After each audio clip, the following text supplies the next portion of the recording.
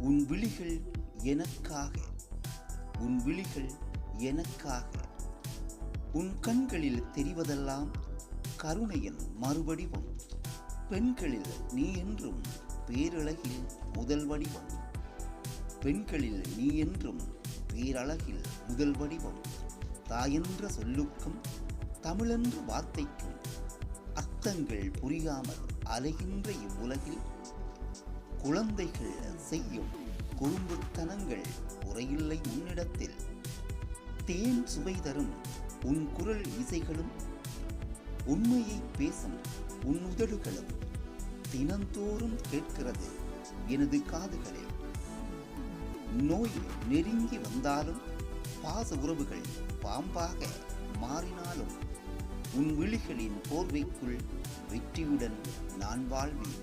உன் விழிகளின் போர்வைக்குள் வெற்றியுடன் நான் வாழ்வேன்.